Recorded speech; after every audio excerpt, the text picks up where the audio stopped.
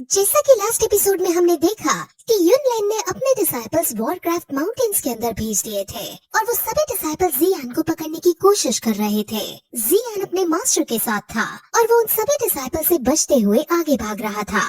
वहीं दूसरी तरफ हम जियामा एम्पायर के सभी बड़े एल्डर्स, अल्केमिस्ट कॉन्फ्रेंस के प्रेसिडेंट और आइस एम्परर के साथ बाकी सभी बड़े लोगों को देखते हैं जो एक कॉन्फ्रेंस रूम में थे और वो सभी इंसेक्ट के बारे में बातें कर रहे थे।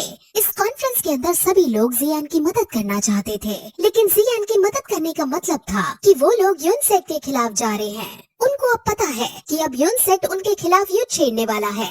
असल में सभी जियान की ताकत को अच्छे से जानते थे कि वो कितना शक्तिशाली है, लेकिन युनशेन से मुकाबला करने के लिए उसे अभी भी और ज्यादा ताकतवर होना पड़ेगा। अब वो सभी युनशेन के बारे में बातें करते हैं, जिसमें आइस एम्परर कहता है कि युनशेन हमेशा से अपने नाम को और अपने सेक्ट के नाम को बचाने के लिए कुछ भी करता आया है। वो बहुत खतरनाक है और आगे चलकर भी वो कुछ न कुछ गलत काम जरूर करेगा। इसलिए अभी हमें सभी एम्पायर्स को एक करके युनसेक्ट के खिलाफ आवाज उठानी ही होगी। लेकिन आइस एम्परर की इस बात से उसके सबसे जिगरी दोस्त को ये बात सही नहीं लगती और वो कहते हैं कि कुछ भी डिसीजन लेने से पहले हमें एम्परर के बाकी एल्डर्स की राय जाननी चाहिए, क्योंकि ऐसा हो सकता है कि वो सभी युनसेक्ट से डरकर युनसेक्ट के खिलाफ बगावत करने के लिए राजी ना हो। अब आइस एम्परर और उनके बीच बहस हो जाती है और आइस एम्परर कहता है कि अगर हमने अभी भी कुछ न किया तो युनसेक्ट इस एम्पायर को तबाह कर डालेगा। अब आइस एम्परर गुस्सा होकर वहाँ से सभी को छोड़कर चले जाते हैं और अब इस कॉन्फ्रेंस के अंदर भी दो पक्ष बन जाते हैं। कुछ लोग जियान की मदद करना चाहते थे और आइस एम्परर भी उनमें से एक थे, और कुछ लोग युनसेक्ट के खिलाफ दुश्मनी मोल नहीं लेना चाहते थे, इसलिए वो इस बात का विरोध कर रहे थे। वहीं हम जियान को देखते हैं जो आगे की तरफ भाग रहा था, क्योंकि उसके पीछे युनसेक्ट के डिसाइपल्स के साथ युनशेन के सबसे बड़े 3 एल्डर्स पड़े हुए थे। वो तीनों एल्डर्स बहुत शक्तिशाली थे, जिस वजह से वो जियान के ऑरा को महसूस कर पा रहे थे और वो जियान की लोकेशन का पता लगा पा रहे थे। अब जियान को कुछ न कुछ जल्दी से सोचना ही पड़ेगा, क्योंकि अगर वो सिर्फ ऐसे ही भागता रहा तो वो तीनों एल्डर्स जियान को पकड़ लेंगे। जियान अभी इस वक्त गामा एम्पायर में था और वो जल्द से जल्द यहाँ से बाहर निकलने लगता है। उसे अभी के लिए सिर्फ उन तीनों एल्डर्स से बचना था, क्योंकि वो 3 एल्डर्स ही जियान का ऑरा महसूस कर पा रहे थे। वो भाग ही रहा होता है कि तभी वो 3 एल्डर्स जियान के पास पहुंच जाते हैं और उनके पीछे पीछे युनसेक्ट के और डिसाइपल्स आ जाते हैं। वो डिसाइपल जियान पर हमला कर देते हैं और जियान भी अब उन पर काउंटर अटैक करता है और उन सभी को हरा देता है। इस फाइट में एक डिसाइपल मारा जाने वाला था, लेकिन एंड मौके पर खुद ही जियान उस डिसाइपल को बचा लेता है और उसे जीवन दान देकर आगे बढ़ने लगता है। लेकिन तभी वो डिसाइपल वहाँ अपने सभी साथियों को एक सिग्नल दे देता है, जिससे बाकी सभी साथी को ये पता चल जाता है कि जियान इस लोकेशन पर है। जियान को ये देखकर बहुत ज्यादा गुस्सा आता है, लेकिन अभी उसके पास गुस्सा करने का वक्त नहीं था, इसलिए वो वहाँ से जाने लगता है। अब युनसेक्ट के काफी सारे डिसाइपल्स और वो 3 एल्डर्स जियान के पीछे पड़ गए थे और अब जियान सिर्फ उनसे बचकर भाग रहा था।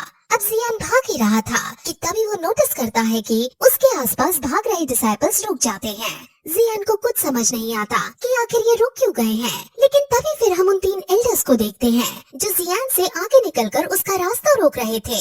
अब वो चारों तरफ से जियान को घेर लेते हैं, लेकिन अब भी वो जियान पर अटैक नहीं करते। जियान भी आगे नहीं बढ़ पा रहा होता और वो वहीं रुक जाता है। अब वहाँ रुकते हुए उसे रात हो जाती है, लेकिन तभी वो नोटिस करता है कि वहाँ युनसेक्ट के और भी ताकतवर वाले डिसाइपल्स आ गए हैं और उनको लीड करती हुई यूजी भी वहाँ आई है। जियान समझ जाता है कि ये सभी लोग इनके आने का वेट कर रहे थे। वो एल्डर्स यूजी से कहते हैं कि जियान ने हमारे सेक्ट मास्टर को जान से मार डाला है, हमें जियान को मारकर अपने सेक्ट का बदला लेना ही होगा। यूजी ऐसा नहीं करना चाहती थी, क्योंकि वो जियान से काफी ज्यादा प्यार करती थी, इसलिए वो जियान को प्यार की नजरों से भी देखती है, लेकिन वो अपने सेक्स से विरोध नहीं कर सकती थी, इसलिए वो जियान के ऑरा को लोकेट करती है और फिर सभी डिसाइपल्स को जो उड़ने वाले मॉन्स्टर पर विराजमान थे उनको जियान को मारने का ऑर्डर दे देती है। अब सभी डिसाइपल्स जियान की तरफ भागने लगते हैं और अब जियान भी उनसे दूर भागने लगता है। जियान भी तेजी से आगे बढ़ रहा था और वो डिसाइपल्स को भी मारता हुआ जा रहा था। अब काफी लंबी चेसिंग के बाद जियान फाइनली उन सभी डिसाइपल्स से बचने में कामयाब हो जाता है और वो अब आगे बढ़ने लगता है। इसलिए अब युनसेक्ट के एल्डर्स खुद जियान को पकड़ने का डिसाइड करते हैं और वो तेजी से अब जियान के पीछे भागने लगते हैं।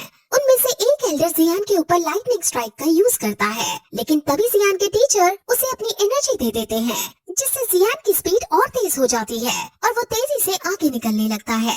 अब ऐसा करने से उसके टीचर की एनर्जी ड्रेन हो जाती है, जिस वजह से जब जियान टीचर से बात करने की कोशिश करता है तो वो नहीं कर पाता। अब जियान को भी फिर गुस्सा आ जाता है और वो अब बहुत तेजी से आगे बढ़ता है और खाई के नीचे जाकर पहले क्वीन मेडुसा को अपने साथ वापस लेता है।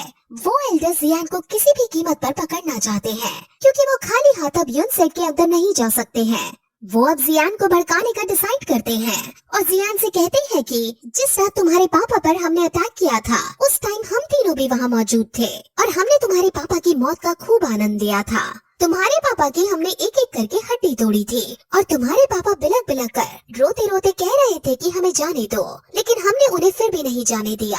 तुम्हारा पूरा परिवार जोर जोर से रो रहा था, लेकिन फिर भी हमने उन पर कोई दया नहीं दिखाई थी। अब ये सब सुनकर जियान को गुस्सा आ जाता है और वो अब एक पहाड़ी की चोटी पर जाकर रुक जाता है और उन एल्डर्स को गुस्से की नजर से देखने लगता है और कहता है कि उस रात तुम मेरे पापा को पकड़ने में फेल हो गए थे।